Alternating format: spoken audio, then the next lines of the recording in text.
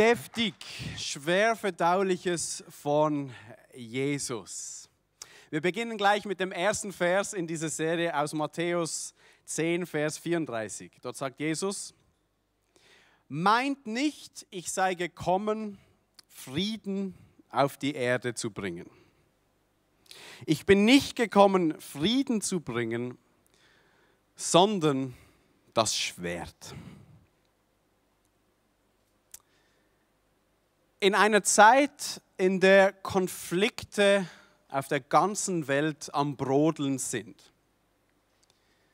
in der die Polarisierung gefühlt jeden Tag am Zunehmen ist, in einer Zeit, in der vor allem Populisten politisch Erfolg haben und die Spannung und die Fronten verhärtet worden sind zwischen links und rechts, sagt Jesus, bitte was?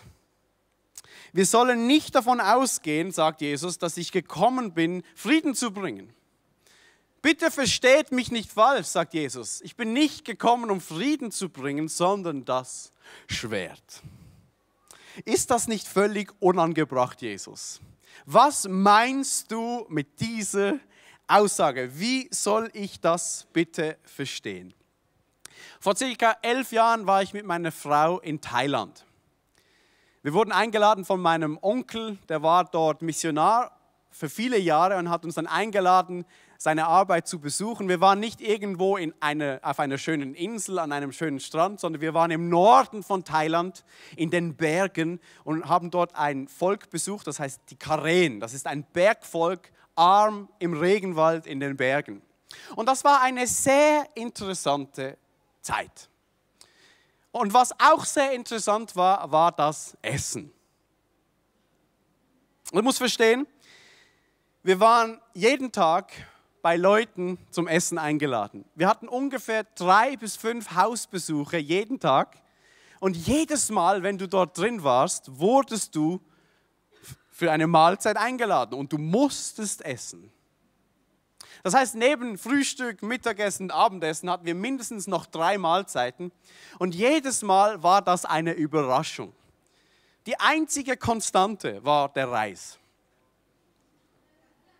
Alles andere war immer anders. Und was ich dort in Thailand gelernt habe, ist, dass du das Essen, das dir serviert wird, nicht immer 1:1 gleich einnehmen solltest. Weil je nachdem, was du isst und wie viel du von etwas isst, merkt dein Magen, was du ihm angetan hast und rächt sich nachher. Es gibt Fische zum Beispiel, die uns serviert worden sind, die waren voll mit Gräten. Die musstest du zuerst ausnehmen, bevor du diesen Fisch verzehren konntest. Es gab dort scharfe Chilisoßen. Ich hatte noch nie in meinem ganzen Leben so etwas Scharfes gegessen wie dort. Der Thailänder isst das, wie wir Ketchup essen. Und ich habe eine Reisspitze in diese Soße getaucht und mein Mund hat gebrannt. Beim Essen nehmen wir nicht immer gleich alles auf, wie es uns serviert wird. Man muss das richtig zubereiten. Man muss das vielleicht dosieren und gewisse Dinge esse ich gar nicht, weil die tun mir nicht gut. Und was beim Essen für uns selbstverständlich ist, sollte eigentlich, wenn wir die Bibel lesen und auch Aussagen von Jesus lesen, ähnlich sein. Es gibt Stellen in der Bibel, die können wir lesen, wie sie sind und wie wir sie gleich verstehen, können wir sie nehmen und auf unser Leben übertragen. Aber manchmal begegnen uns Aussagen in der Bibel und auch Aussagen von Jesus, die können wir nicht einfach so runterschlucken, wie sie dastehen. Die müssen wir vorher richtig auslegen. Es gibt verschiedene Textgattungen in der Bibel, die eine unterschiedliche Interpretation nötig haben. Wie beim Essen müssen wir auch so mit der Bibel umgehen, weil nicht alles ist wortwörtlich gesund für dich. Und das ist ein Ziel dieser Predigtreihe, die wir jetzt starten, dass wir gemeinsam lernen, wie legen wir die Bibel und vor allem schwer verdauliche Aussagen von Jesus richtig aus sinnvoll aus. Und bevor du mich jetzt falsch verstehst, möchte ich zu Beginn etwas klarstellen, okay? Das Ziel ist nicht, wenn wir die Bibel lesen oder schwerverdauliche Aussagen von Jesus anschauen, dass wir einfach diese Dinge, die uns schmecken, die essen wir und das, was uns nicht passt, das verwerfen wir. So funktioniert richtige Auslegung der Bibel nicht. Richtige Auslegung der Bibel stellt deine Vorliebe, dein Weltbild, so wie du tickst und so wie du denkst, beiseite und frag zuerst einmal, was sagt dieser Text? Passt mir das oder passt es mir nicht? Ist zweitrangig. Verstehst du? Wir legen die Bibel nicht aus, indem wir einfach sagen, diese Aussage von Jesus, die gefällt mir nicht, die triggert mich, deswegen ist sie falsch. Das ist nicht richtige Bibel auslegen. Wenn wir das tun, laufen wir in der Gefahr, dass wir schlussendlich alle einem unterschiedlichen Jesus nachfolgen. Du folgst deinem Jesus nach, den du magst, und ich folge meinem Jesus nach, den ich mag, oder? Und wir formen unseren Jesus so zurecht, damit er für uns verdaulich ist. Und eigentlich müsste es genau andersrum sein. Nicht wir formen unseren Jesus, sondern Jesus darf uns formen, oder? Jesus darf uns konfrontieren. Er darf mich verändern. Nicht ich verändere unseren Jesus. Und deswegen lohnt es sich umso mehr, solche Bibelstellen, solche Aussagen von Jesus genauer anzuschauen, weil es sind oft die Stellen, die uns vielleicht nerven oder triggern, die uns vielleicht was zu sagen haben. Ich möchte mit euch 2 Prinzipien kurz anschauen, was wir eigentlich immer tun sollen, wenn wir die Bibel lesen. 2 exegetische Grundprinzipien, okay? Seid ihr bereit? Erstens, gilt für die ganze Bibel, aber auch für die Aussagen von Jesus. Wir betrachten den Kontext, den unmittelbaren Kontext zuerst. Was kommt in der Bibel direkt unmittelbar vorher und was kommt unmittelbar danach? Und wir lesen, wenn du diese Stelle liest, dass Jesus vorher sagt, dass jeder Mensch, der sich vor den Menschen zu ihm bekennt, dass Jesus ihn auch vor seinem Vater im Himmel bekennen wird. Und jeder Mensch, der Jesus verleugnet vor den Menschen, wird auch von Jesus vor dem Vater im Himmel verleugnet werden. Und dann sagt Jesus, ich bin nicht gekommen für den Frieden, sondern für das Schwert, diese Aussage. Und dann gleich danach sagt Jesus, dass er gekommen ist, um Söhne von Vätern zu trennen, Töchtern von Müttern, Schwiegersöhne von Schwiegervätern, Schwiegertöchter von Schwiegermüttern, dass diese Trennung durch Familien geht. Das heißt, wenn wir den unmittelbaren Kontext betrachten, wird deutlich, dass das Schwert, das Jesus hier bezeichnet, nicht ein römisches, metalliges Schwert ist, das gebraucht wurde, um in den Krieg zu ziehen als Waffe, sondern eine Trennung, eine andere Art von Trennung, die zwischen Menschen hindurchgeht. Zwischen Menschen, die sich zu ihm bekennen und Menschen, die sich nicht zu ihm bekennen. Das ist hier diese Trennung, die Jesus hier zieht. Und vielleicht hast du das in deinem Leben ganz praktisch erlebt. Du bist zum Glauben gekommen an Jesus. Er hat dich gerettet, er hat dich zu sich gezogen und du bist begeistert von Jesus, aber dein engstes Umfeld, deine engsten Freunde, sogar vielleicht deine Familie findet das nicht nur unverständlich, sondern auch richtig doof. Vielleicht kennst du das und du musst es feststellen, dass der Preis für die Jesus-Nachfolge manchmal nicht Harmonie bedeutet, sondern Trennung. Jesus kam nicht nur für Harmonie. Jesus kam auch für Trennung. Das ist das erste Prinzip. Schau dir an, was direkt vorher steht und direkt nachher steht. Das zweite Prinzip, das wir anwenden dürfen, jedes Mal eigentlich, ist nicht nur der unmittelbare Kontext, sondern der gesamtbiblische Kontext. Was sagt Gott, wenn wir die Bibel als Gesamtes lesen, zum Thema Krieg und Frieden? Und wenn du das machst, wenn du die Bibel als Gesamtes betrachtest, dann wirst du feststellen, dass Gott ein Gott des Friedens ist. Gott ist ein Gott der Versöhnung. Er wünscht sich Versöhnung zwischen ihm und den Menschen und zwischen den Menschen untereinander. Und das Alte Testament ist voll mit Prophetien, die Jesus ankündigen als den Friedenfürst, der Menschen mit Gott versöhnt, der Menschen zueinander versöhnt. Und wir sehen, Jesus steht für Frieden, für Shalom. Und Jesus hat das nicht nur gelehrt, er hat nicht nur die Feindesliebe gelehrt, er hat nicht nur Barmherzigkeit gelehrt, radikale Nächstenliebe, sondern er hat das auch vorgelebt, oder? Er stirbt an einem Kreuz aus Liebe für seine Feinde. Er betet am Kreuz, Vater, vergib ihnen, denn sie wissen nicht, was sie tun. Er rächt sich nicht an seinen Feinden, sondern gibt sein Leben hin für sie. Also das ist der gesamtbiblische Kontext. Und wir sehen, Gott ist ein Gott des Friedens. Gott ist ein Gott der Versöhnung. Das heißt, Jesus möchte nicht Spaltung und Trennung in deiner Familie. Aber was meint denn Jesus hier genau? Was meint er denn? Offensichtlich, und mich fordert das heraus, offensichtlich gibt es eine Art von Frieden, die Jesus nicht interessiert. Er sagt, ich bin nicht gekommen, um Frieden auf diese Welt zu bringen. Welcher Frieden meint er denn? Offensichtlich gibt es eine Art von Frieden, für die er nicht gekommen ist. Offensichtlich bringt Jesus nicht nur Harmonie, sondern auch Trennung. Aber was für eine Trennung. Und schau, wir leben in einer stark polarisierten Welt, oder? Wir leben in einer gespaltenen Gesellschaft.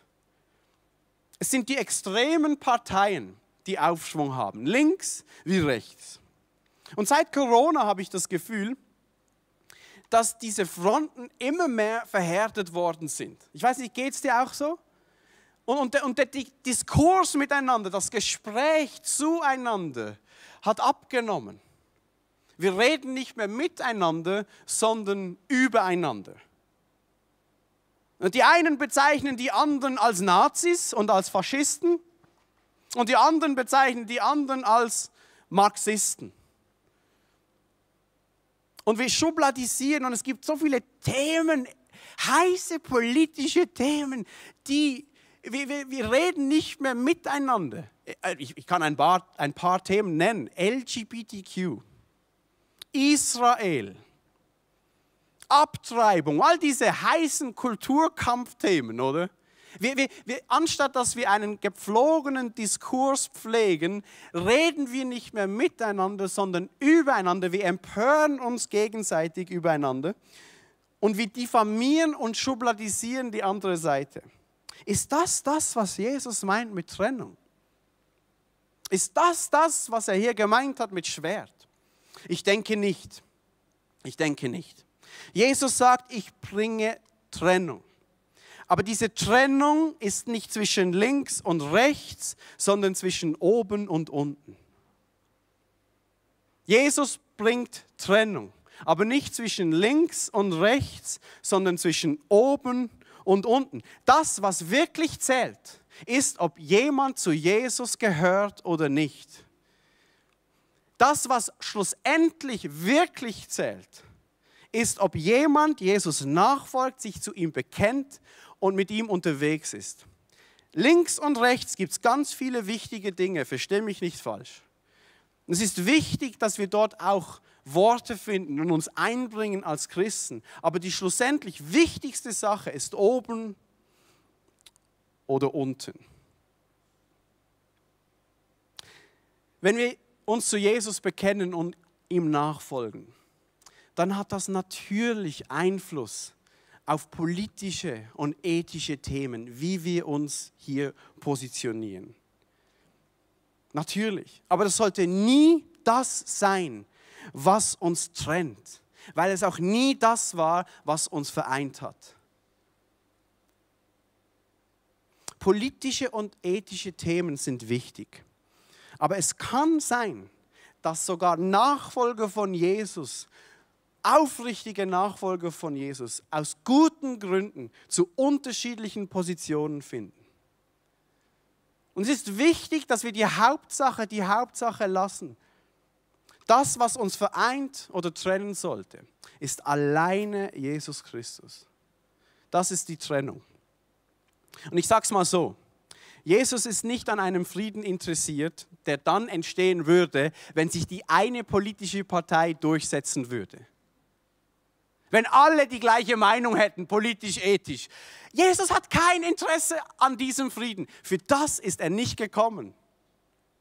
Für das ist er nicht gekommen. Das, was wirklich wichtig ist, ist nicht, wie die nächste Abstimmung ausgeht. Ob jetzt die Linke oder Rechte gewinnt. Das ist schon auch wichtig, verstehe mich nicht falsch. Aber das, was wirklich zählt, ist, ob jemand Jesus bekennt und ihm nachfolgt. Amen. Lasst uns die Hauptsache bleiben lassen. Und das ist für mich eine der größten Tragödien der Christen heute. Wirklich. Das macht mich traurig. Wenn dieser Auftrag von Jesus an uns, wir sollen Menschen für ihn gewinnen, wir sollen Jünger machen, zur Nebensache wird, weil ein politisches Thema zur Hauptsache geworden ist. Das ist für mich eine Tragödie und ich habe das bei Corona ganz stark gemerkt. Auch in unserer Kirchen allgemein. Christen waren so damit beschäftigt, entweder für die Impfung, gegen die Impfung, für die Maßnahmen, gegen die Maßnahmen. Und wir haben uns die Köpfe eingeschlagen und manchmal habe ich das Gefühl, war uns das Wichtige, ob ich jetzt geimpft bin oder nicht, als ob dein Nachbar Jesus kennenlernt. Und das sollte nicht so sein. Jesus ist das Wichtigste. Wir können uns mit politischen Themen aufreiben. Wir können in den Kulturkampf einsteigen und gleichzeitig die wichtigste Sache aus den Augen verlieren. Jesus ist nicht für den Kulturkampf gekommen. Jesus ist nicht für ein politisches Programm gekommen. Jesus ist für das Reich Gottes gekommen. Und manche Dinge vom Reich Gottes findest du auf der linken Seite vertreten und manche Dinge vom Reich Gottes findest du auf der rechten Seite vertreten. Aber glaub mir, du wirst Gottes Reich nie ganz links oder ganz rechts finden. Gottes Reich findet sich nicht links oder rechts, sondern es kommt immer von oben. In den letzten Wochen hat mich der Mord von Charlie Kirk sehr bewegt. Das hast du bestimmt mitbekommen. In Amerika wurde ein Mann, 33 Jahre alt, erschossen während einer Veranstaltung. Und du kannst von ihm halten, was du willst. Aber mich haben die Reaktionen von links und rechts sehr traurig gemacht. Und das auch von Christen. Dieser Tod von diesem Mann wurde von links sowie rechts so hässlich instrumentalisiert.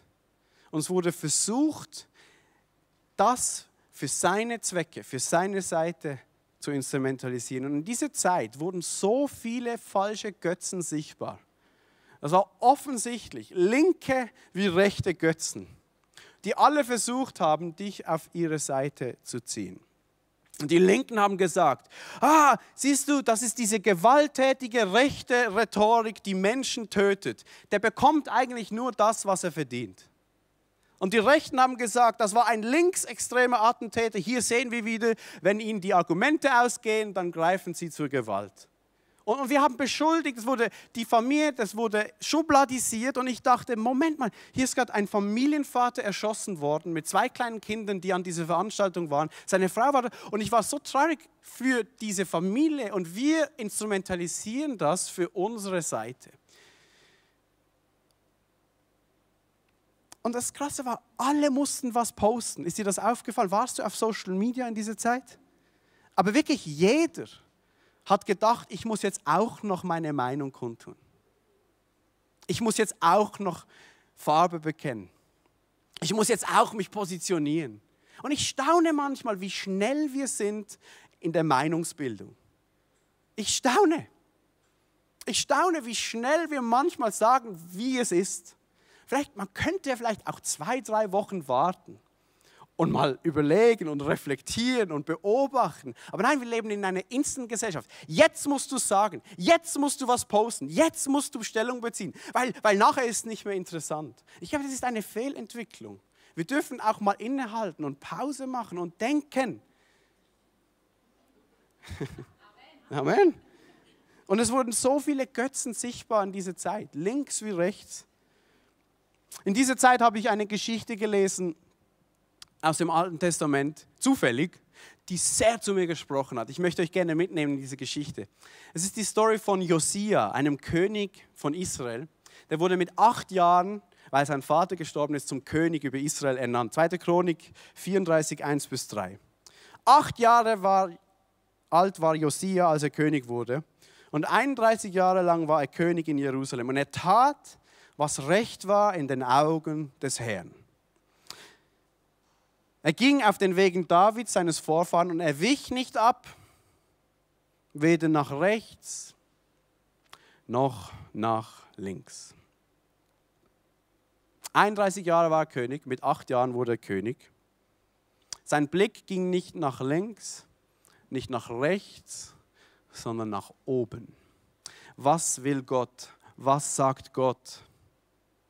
Und dann lesen wir weiter. Und im 8. Jahr seiner Königsherrschaft, da war er 16 Jahre alt, er war noch ein Knabe, begann er den Gott seines Vorfahren David zu suchen. Und im 12. Jahr begann er Juda und Jerusalem von den Kulthöhen und von den Ascheren und von den geschnitzten und gegossenen Bildern zu reinigen. Mit 18 Jahren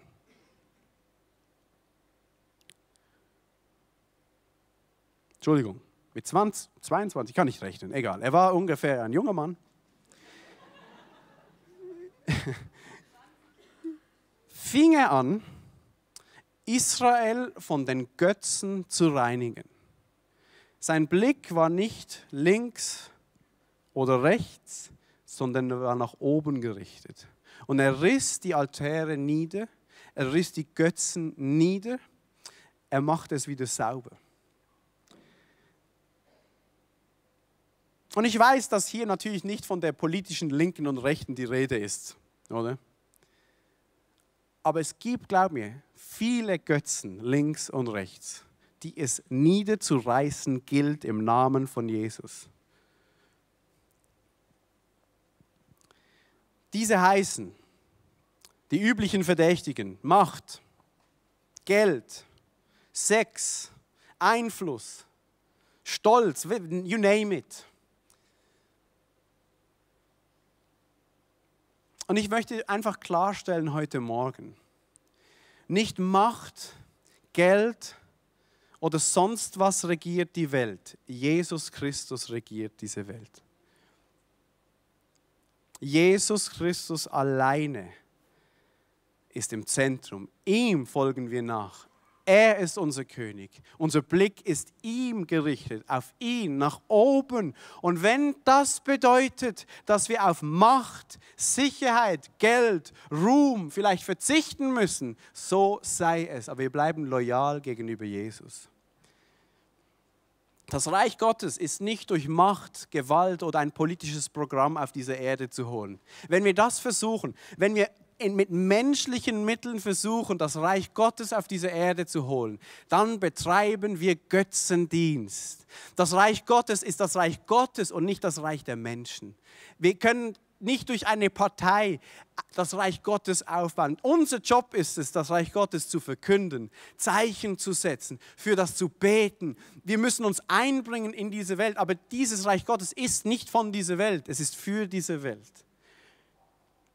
Frieden ist nicht zu erreichen, wenn sich eine Partei gegen die andere durchsetzt. Jesus kam nicht für solchen Frieden. Jesus kam nicht für diesen Frieden. Und er lässt sich auch nicht instrumentalisieren von links und rechts. Jesus hat kein Interesse an einem solchen Frieden. Jesus kam für einen anderen Frieden, nämlich den Frieden zwischen Gott und den Menschen, zwischen oben und unten. Das Anliegen von Jesus ist, bist du versöhnt mit Gott oder nicht? Die einzige Trennung, die legitim ist, ist zwischen Menschen, die diese Versöhnung angenommen haben und Menschen, die sie nicht angenommen haben. Das ist die wichtige Unterscheidung, die wichtige Trennung. Links und rechts ist auch wichtig, aber sekundär. Amen? Amen.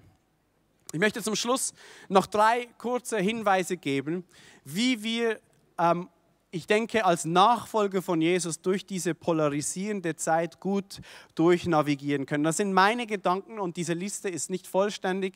Mir hilft es, vielleicht hilft es dir auch. Punkt Nummer 1.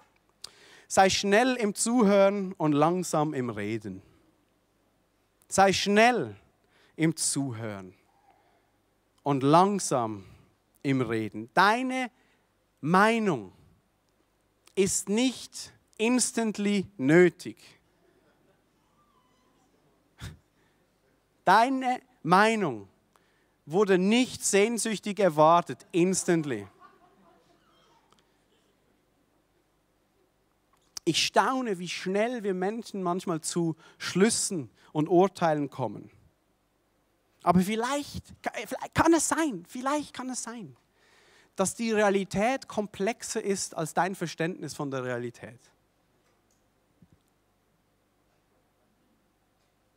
Jakobus sagt in Kapitel 1, 19 bis 20, jeder Mensch soll schnell sein im Hinhören, langsam aber im Reden und erst recht langsam, wenn er zornig ist.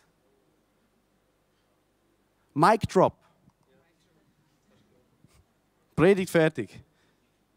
Der Zorn eines Mannes oder einer Frau schafft die Gerechtigkeit nicht, die vor Gott gilt. Wir leben in einer Entrüstungskultur. Wir entrüsten uns ständig über die und jene und vielleicht ist es dran, dass wir zuerst zuhören. Vielleicht können wir noch was lernen. Gerade bei Menschen, die komplett anderer Meinung sind wie du. Vielleicht ist es dort angebracht, zuerst einmal still zu sein und versuchen zu verstehen, woher kommt er? Warum kommt er zu diesem Schluss? Zuerst verstehen, zuerst zuhören, bevor ich rede. Es könnte sein, dass wir noch was lernen können. Oder nicht, vielleicht bist du schon fertig. Aber ich glaube, wir Christen sollten nicht zuallererst dafür bekannt sein, die Weisheit mit Löffeln gefressen zu haben. Wir haben etwas zu sagen in dieser Welt. Das ist so. Und wir müssen unsere Stimme auch auftun, wenn es nicht bequem ist. Vor allem, wenn es um diese Trennung geht zwischen oben und unten. Aber vielleicht sollten wir Christen mehr dafür bekannt sein, den anderen zuerst verstehen zu wollen, bevor wir sprechen. Das ist der erste Punkt. Zweiter Punkt, schubladisiere Menschen nicht. Schubladisiere Menschen nicht. So oft stecken wir Menschen in Boxen und Schubladen. Und wir sagen Dinge wie, das sind halt die Rechtskonservativen. Wir benutzen Begriffe und schubladisieren Leute ein. Wir sagen, das sind halt die Evangelikalen. Oder wir sagen, das ist ein linker Wokist, Extremist und wir haben sie in diese Schublade reingemacht. Und natürlich, wir brauchen Kategorien, wir müssen irgendwie uns orientieren in dieser Welt, ich verstehe das schon. Aber solche Aussagen sind nicht hilfreich. Solche Aussagen füttern die Spaltung, weil wir legen Menschen fest. Wir legen Menschen fest und sagen, der gehört zu denen. Der gehört zu jenen. Und wir haben klare Grenzen gezogen und es ist nicht an uns, diese Grenzen zu ziehen. Jesus kategorisiert nicht zwischen links und rechts, sondern zwischen oben und unten. Und er ist der Einzige, der entscheidet, wer oben ist und wer unten ist. Wir brauchen mehr Demut und wir müssen auf unsere Sprache achten. Wie reden wir über Menschen? Wie reden wir über Gruppen? Es ist so entscheidend. Dritter Punkt, letzter Punkt. Trenne Täter von Tat. Trenne Täter von Tat. Etwas, das uns das Evangelium von Jesus Christus lehrt, ist, dass der Wert eines Menschen unabhängig gilt von dem, was er tut oder nicht tut, oder? Wir sind geliebt vor Gott als Kinder Gottes, nicht weil wir etwas geleistet haben. Das ist eine der Gewinne im Evangelium. Und ich glaube, das würde unserer politischen Diskussion viel bringen. Viel bringen. Schau, auch wenn du eine komplett andere Meinung hast wie ich, heißt das nicht, dass du weniger wert bist als ich. Auch wenn ich dich nicht verstehe und ich finde, wie kann man nur so doof sein, heißt das nicht, dass du nicht meinen Respekt verdienst, weil du bist genauso Kind Gottes wie ich. Unabhängig von dem, was ich tue, unabhängig von dem, was ich denke, unabhängig, wo ich links oder rechts verortet bin. Gott liebt Menschen unabhängig von ihrer Leistung, ihrer politischen Einstellung. Er liebt sie als Kinder Gottes. Ja, wir dürfen streiten über Aussagen. Ja, wir dürfen diskutieren. Das gehört alles dazu. Aber lasst uns Menschen mit Respekt begegnen, als Kinder Gottes, die im Ebenbild von ihm geschaffen worden sind. Jesus kam nicht für ein politisches Programm. Er kam für das Reich Gottes. Ich möchte jetzt beten zum Schluss, dass wir Weisheit haben.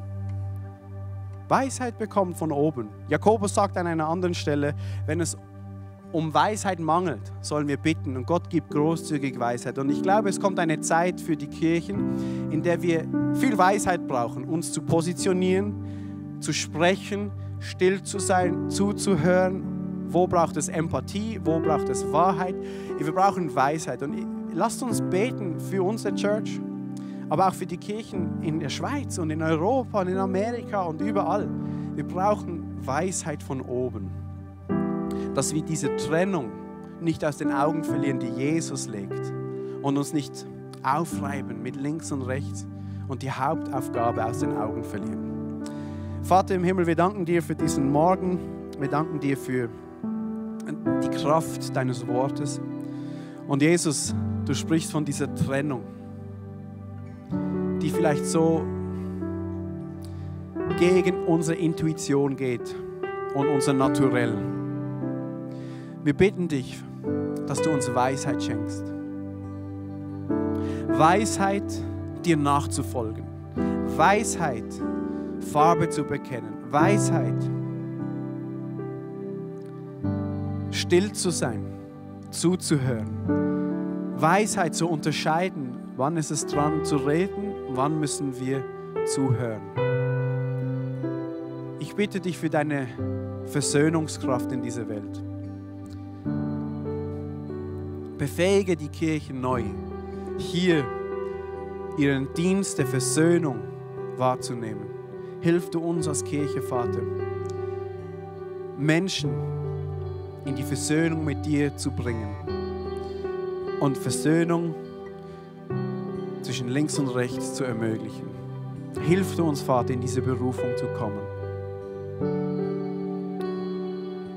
Und Vater, ich bitte dich jetzt auch für alle Leute, die hier sind und vielleicht einen Preis, der höher ist als andere, zu bezahlen haben, weil sie dir nachfolgen. Ich bitte dich für Leute, die ausgeschlossen worden sind, die vielleicht schubladisiert worden sind, weil sie dir nachfolgen, diffamiert wurden und eine Trennung stattgefunden hat. Jesus, du hast gesagt, glücklich sind die, gesegnet sind die, die um meines Namens willen verfolgt werden. Und ich bitte dich, dass dein Segen kommt, dass dein Wille geschieht, dass Versöhnung möglich wird und dass noch viele Menschen mehr zum Glauben an dich finden, Jesus, und dir wirklich auch nachfolgen und nicht einfach deinen Namen missbrauchen für ihre politische Agenda, sondern dir nachfolgen. Hilf uns, Jesus, zu verstehen, was das heißt. In aller Geduld und Demut. Amen. Amen.